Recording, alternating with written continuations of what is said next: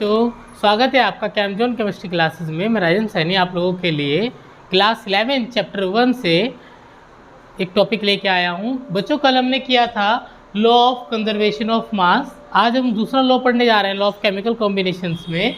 Second law आपका क्या है? लॉ ऑफ कांस्टेंट प्रोपोर्शंस या फिर लॉ ऑफ डेफिनेट प्रोपोर्शंस। ठीक है बच्चों, ये लॉ आपका जो दिया था जोसेफ प्राउस्ट ने इन द ईयर ऑफ 1799 में दिया था। ठीक है, इस लॉ में क्या कहना चाह रहे हैं बच्चों? पहले हम लॉ पढ़ते हैं फिर इसको समझेंगे बाय एन एग्जाम्पल। ठीक है बच्चों, पहले लॉ पढ़ते हैं। A chemical compound always consist of same elements. A chemical compound always consist of same elements in the same ratio by weight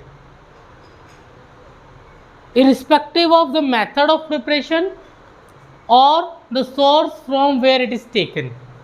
बच्चों लॉ क्या कह रहा है? लॉ ये कह रहा है कि कोई भी pure chemical compound same elements consist करता है अपने सेम प्रोपोर्शन में। मतलब उन एलिमेंट्स का जो रेशियो होगा, जो मास का रेशियो होगा, वो सेम कॉन्स्टेंट प्रोपोर्शन में रहेगा। अब बच्चों इसको कैसे वेरीफाई किया इन्होंने? जोसेफ प्राउस्ट ने एक सैंपल लिया, दो सैंपल लिए क्यूप्रिक कार्बोनेट्स के। एक सैंपल तो उन्होंने लिया नेचुरल, ठीक है, नेचुरली ऑकरिंग क्यूप्रिक कार्बोनेट। दूसरा सैंपल उन्होंने लिया मैनमेड, जो कि लेबोरेटरी में बनाया गया था। अब उन्होंने इस कंपाउंड में, क्यूप्रिक कार्बोनेट में जितने भी एलिमेंट्स थे, जैसे कॉपर, कार्बन, ऑक्सीजन, सबकी परसेंटेज कैलकुलेट की। पहले उन्होंने नेचुरल ऑकरिंग कंपाउंड में जो एलिमेंट्स की परसेंटेज थी वो कैलकुलेट की, तो वो कुछ ऐसे आई। कॉपर आया 51.35, कार्बन आया 9.74, ऑक्सीजन आया 38.91। अब उन्होंने जो लेबोरेटरी में क्यूप्रिक कार्बोनेट बनाया उसमें परसेंटेज कैलकुलेट की कंपाउंड एलिमेंट्स की, तो वो भी आई सेम।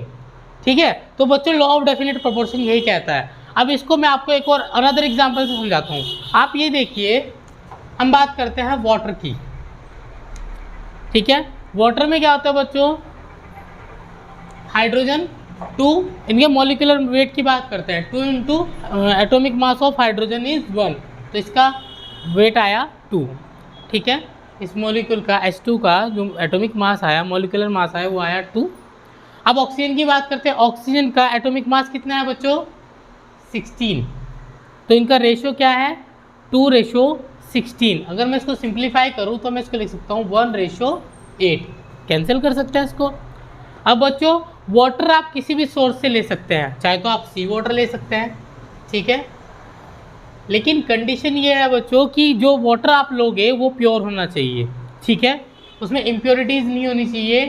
सी वाटर आप ले सकते हैं, टैप वाटर आप ले सकते हैं, रेन वाटर आप ले सकते हैं। आप वाटर को किसी भी सोर्स से ले सकते हैं। उसमें आप जब उनका कंपोजिशन निकालेंगे तो हाइड्रोजन और ऑक्सीजन जो आएंगे 2:16 या फिर 1:8 के रेशियो में ही आएंगे। चाहे आपका वाटर सी वाटर हो, चाहे टैप वाटर हो, चाहे रेन वाटर हो। इसको एक और एग्जांपल से आप समझते हैं। अब बात करते हैं बच्चों CO2 की, कार्बन डाइऑक्साइड। हमारे एटमॉस्फेयर में भी कार्बन डाइऑक्साइड है, हम रेस्पिरेशन के थ्रू भी कार्बन डाइऑक्साइड को रिलीज़ करते हैं। ठीक है, और कैल्शियम कार्बोनेट से भी हम CO2 को ले सकते हैं, ऑब्टेन कर सकते हैं उसको हीट करके। ठीक है, तो बच्चों हम कार्बन डाइऑक्साइड किसी भी सोर्स से ले सकते हैं, कितने भी सोर्स से हम लेंगे। अगर हम उसका केमिकल कंपोजिशन चेक करते हैं तो कार्बन का एटॉमिक मास बच्चों 12, ऑक्सीजन का एटॉमिक मास होता है बच्चों 16, पर यहाँ पर उसके 2 एटम हैं, तो 16 × 2 32। इसको सॉल्व करेंगे, सिंप्लीफाई करके अगर हम लिखते हैं तो 4 3 12, 4 8 32। अब आपने CO2 कहीं से भी ली हो, एटमॉस्फेयर से ली हो, ठीक है, रेस्पिरेशन से ली हो, या फिर कैल्शियम कार्बोनेट को हीट करने के बाद ली हो। ठीक है, यानी कि आपका सोर्स कुछ भी रहा हो, उसमें जो रेशो रहेगा मास का एलिमेंट्स के, वो रहेगा कांस्टेंट, डेफिनेट। और यही आपका लॉ कह रहा है। फिर से पढ़ते हैं। A chemical compound always consists of same elements combined together in the same ratio, irrespective of the method of preparation, चाहे उसके method of preparation कुछ भी हो, और the source from where it is taken, चाहे किसी भी सोर्स से लिया जाए। तो बच्चे ये आपका क्या था? Law of constant proportions next video में मैं आपके लिए लेके आऊँगा लॉ ऑफ मल्टीपल प्रोपोर्शंस। ठीक है बच्चों।